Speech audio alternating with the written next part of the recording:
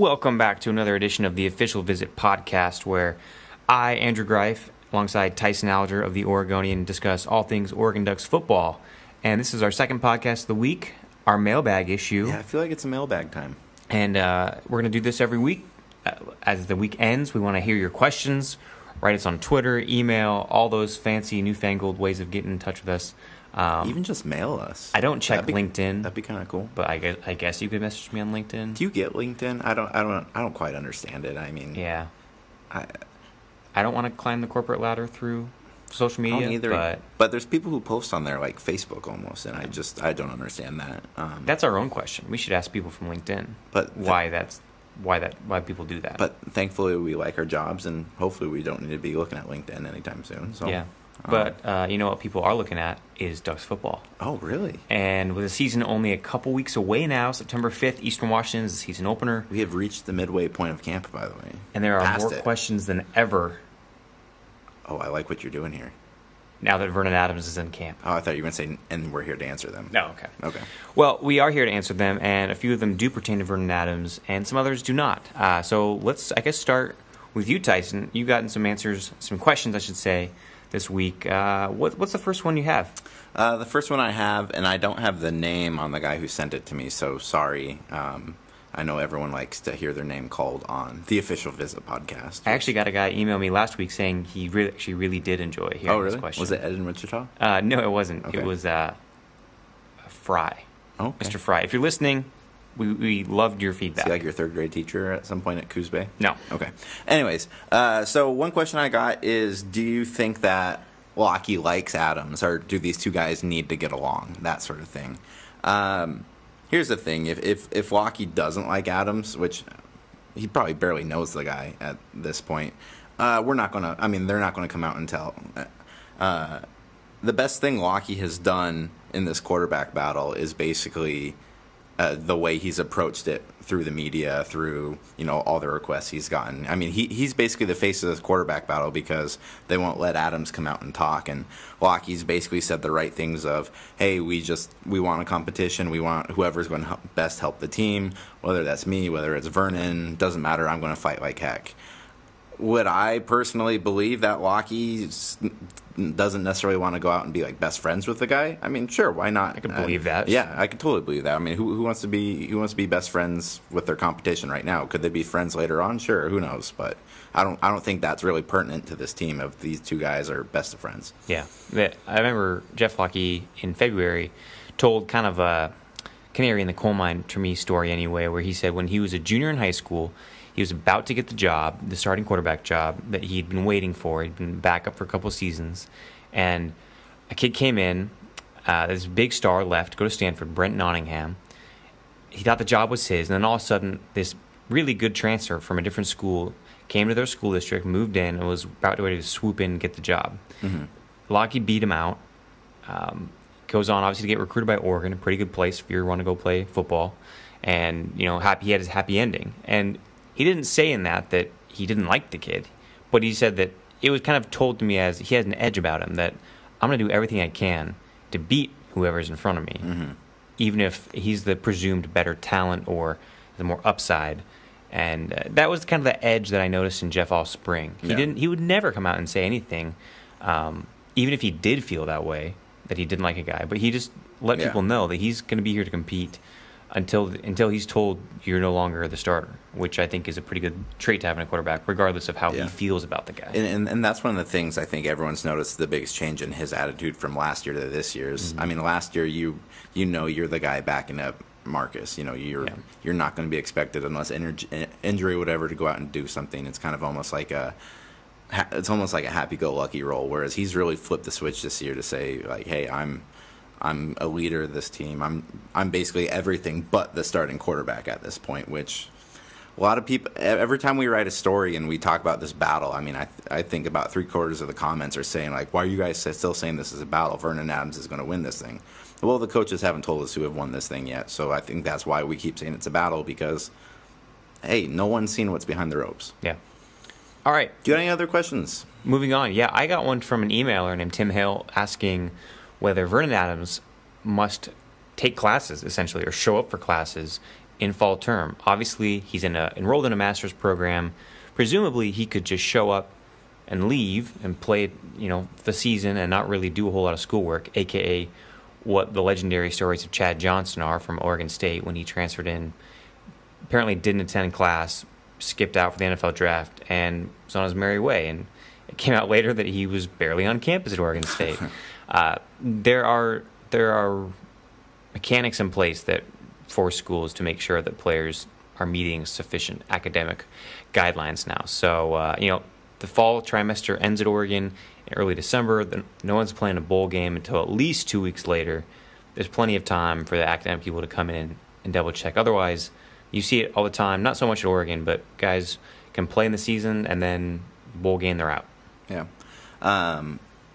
One question I was asked this morning, I'm not sure if they asked us if you were tagged in it on Twitter too, but it was a guy who's out of town, I believe, for 2 weeks, and he basically asked us to do a full compiled injury report for the Oregon Ducks, which is kind of a lost cause for our aspect. But there have been some things that have come up that we've been able to see. There was Tyler Johnstone after the first day of camp. He's back in. It was reportedly back spasms. Yeah. Also, another pretty popular guy that left on crutches was Charles Nelson. I'm not sure what the status on him is personally, but he didn't appear in Oregon's own in-house account of how the first scrimmage of camp was on Tuesday, which you can read into that however much you want, but certainly no one is saying anything about that yet. But he's a guy we definitely want to monitor, and we'll try to keep you updated with that. Because a guy like Charles Nelson, he's probably going to show up in that scrimmage report if he's playing in that game. Yeah, that's my guess. Other things, earlier last week we saw Reggie Daniels in a boot. I don't have a full update on that. I don't know if he's still in it or if he's practicing. For Reggie Daniels, I'm not sure. Tyree Robinson, his counter at safety, he tweaked a hamstring late in the first week, but he was expected to be back as soon as possible. John Neal, the secondary coach, didn't make it sound like that was an area that they were supremely concerned about by any means. I think when we're talking injuries, about almost 2 weeks into camp so far, the biggest thing is there hasn't been anything devastating yet that we know of. Yeah. Last year you had Johnstone. I mean, you can backtrack and say, well, Tyner's thing, but that didn't happen in practice. Sure. That happened before it got going, but there hasn't been a guy like Tyler Johnstone going down in the first week like he did last year. Yeah. So knock on wood for the Ducks, because nobody wants to see kids getting injured before the season starts. I got a question like this. I guess it wasn't immediate, like within the last week, but a couple weeks ago, as Oregon was leading into fall camp, some people asked, with the uncertainty at quarterback, what's the likelihood this offense goes back to being kind of like the Michael James season, where the run was clearly the first option, and Kenyon Barner was there. I mean, the offense remains, has never changed. It's still a spread offense that's set up around the run. But with Marcus's arm, especially his junior year, it was pretty apparent that was probably the most dangerous option they had. And at Pac-12 Media Days, Mark Elfridge kind of illuminated that question by saying that they're not going to necessarily lean on Royce Freeman or that stable of running backs anymore this season, but they would sure like it to appear as though there is more balance, because obviously all the strategic reasons that come with keeping your cards close to your vest.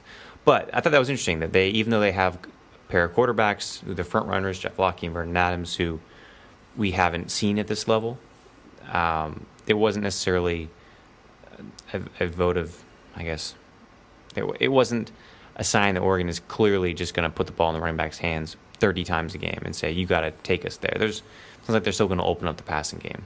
Yeah, I just think... And why not with those receivers? Oh, for sure. I think that's going to be the biggest kind of factor in all of that. And if Locke and Adams play exactly the way that I think people perceive them to, where Adams is a good deep threat, and let's say Adams wins this thing, I think that's part of why they go out and get him, is because the last 3 years they have been running this offense that is almost like it's the same offense, but it's like an evolution of that offense where you can go out and throw it. The pass is a big factor there, and I think that's something that Scott Frost and Mark Helfrich have liked planning around, being able to basically tell defenses, like, go ahead and stack on one thing because we can do it both.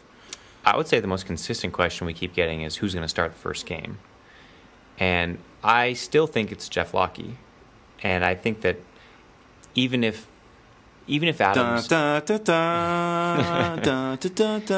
even if Adams is clearly the better quarterback, and of course we wouldn't know that because we don't get to watch practice, no one does, I still think giving Locke that first start is not an act of charity, but it's an act of goodwill of, listen, you took care of business, you've done everything we've asked you the whole time, this whole spring, and this is your reward. And then they let him try to go out and put on a show and, I guess, win it and earn it back. But regardless of whether Adams starts week 2, week 3, whenever he perhaps wins the job, I still think Locke has earned it. And maybe that's being way too sentimental about college football, that a guy has earned it. But I just think that it would be a nice show of respect for a guy who all along coaches have really lauded all spring and summer. No, I completely agree with you there. I think that would be the very logical thing to do. And the thing is every other position that the Ducks have, it doesn't matter who starts the game. Right. You know, you'll have,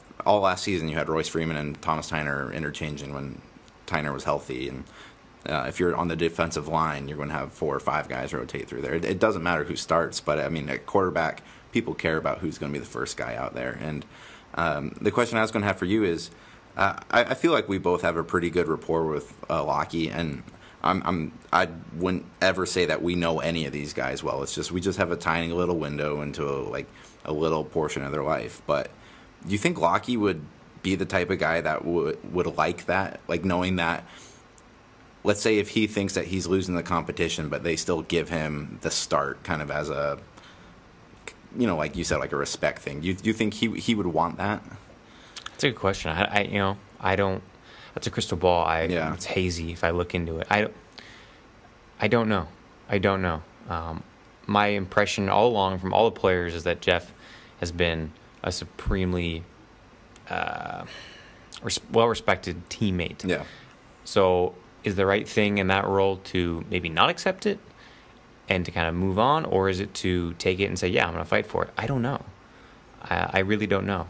All I'm saying is, if I'm Jeff Locke and I've done it the right way all this time, and you know, like you said, would possibly the right thing to be like, I'm not going to start. No, this is the one time I'm going to be a little bit selfish and say, hey, I might not ever get this opportunity again. I want to be the first person to take a snap in Autzen to start a season. So I think Jeff's deserved that, at least, just from a done all the right things sort of perspective. You know, one thing, we're talking about 2 quarterbacks. Let me bring in a third real quick. Braylon Addison. I'm really interested to see how often they use him. Oh my goodness! In the passing game. He was the best quarterback in the spring game. He 3 for 3, had a couple bombs. I just think there has to be a couple uses this year where they sneak him into that formation and let him rip it. They did when he was a sophomore and he tried to complete some passes to Mariota. I think one didn't work out against UCLA, but it's clearly something they have in their back pocket. But he looked so good in the spring game. I just wonder if they're going to ever have a trick formation where they put maybe 2 quarterbacks and Addison out there and really make defenses guess. I think it would be, boy, wouldn't that be crazy to have 3 quarterbacks down out the field? And but yeah, no, if I'm Scott Frost or Helfrich or whoever's designing that offense, that would be so hard not to do that at least like once or twice, just to say, all right, let's see the other team, you know, soil themselves when they see this formation come out. Any other questions? We're talking a lot about the defense. About the offense, for obvious reasons, because so many people that's the entryway. So many people know Oregon football by is the offense, that Blur offense. Defense obviously gets short shrifted in a lot of discussions. I think we're as guilty of that as anybody, especially on this podcast today.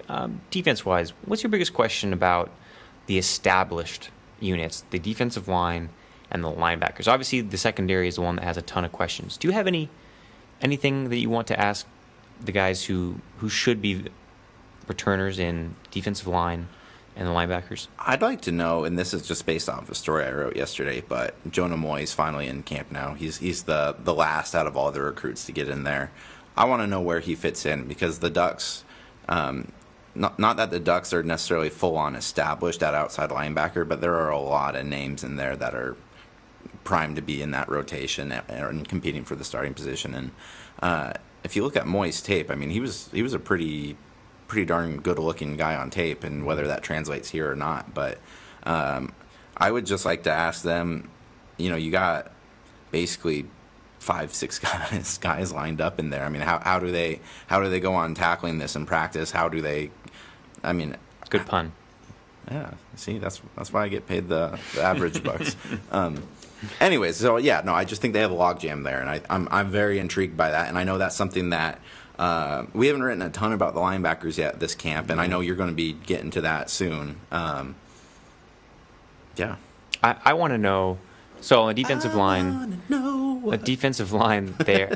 are the established starters. Mm-hmm. Alex Balducci and DeForest Buckner will be starters. We Yes. all know that. Beneath them last year was this second unit of guys like Tuli Talia, TJ Daniel, Henry Mondu. I'm blank. I guess you could now add into that mix Canton Kamatule, Rex Manu, the true freshman big guy. Which of those guys, who we have a pretty good idea that they'll be pretty good, or should be, which of those guys becomes that maybe third or fourth starter on the front? I'm thinking there's going to be a lot of people knowing the names of Tuli Talia and Henry Mondu after a couple of games. Those are both guys who Talia was a junior college transfer last season. Mondu a redshirt, or no, never mind. He played as a true freshman coming out of Jesuit, and I actually covered Mondu a little bit at Jesuit, and that guy was just an absolute animal. Like I've never, and he had a guy on his team, Joey Alfieri, who's now playing for Stanford. Mm-hmm. Those two guys just mowed down the Oregon high school competition. It was disgusting to watch how unfair that was. But from what everyone's saying, Mondu has been one of the most consistently improving guys in fall camp. Talia got some experience last year, probably more so than Mondu did. He got progressively better over the course of the year, Don Pelham said. Yeah, so, I mean, whichever one of those two ends up separating from themselves, or if they come as a tandem, it's going to be a very advantageous spot to play, because there's going to be a lot of teams that have to focus on DeForest Buckner. Yeah. So they're going to have like a lot of weak side stuff to be able to just basically disrupt. Yeah, and Mondu is super interesting as well, because he said he's playing a little bit of middle linebacker as well. He's about 280 pounds. Yeah, he's a big boy. So he was only 240 last year, which is something to keep on monitoring as well as the weight changes throughout the year. What's your weight coming in at? My weight is 165. Oh, wow. What's your weight? Well, I'm about I'm solid 230, soaking wet. Soaking wet. That's a good image to go out on. Yeah. Anyways, we'll be back next week. We're going to have a guest next week. Are we? We are going to have a guest next week. Who's going to be our guest? It's a TBA. It's a special guest. Maybe people can send in requests. They can sure do that, along with their questions. Yeah. To talger@oregonian.com. That's me. agreif@oregonian.com. That's you. We're on Twitter, @Tyson Alger, @Andrew Greif. And also, by the way, we've been having some issues with the iTunes aspect of this. Apparently, the new podcasts aren't showing up at the top of the feed. That's something we're looking into. You can definitely, I mean, if you're hearing this, you've figured this out, so this is kind of redundant, and I'm wasting your time here. But if it comes down to it where you can't get in the actual podcast app on your phone.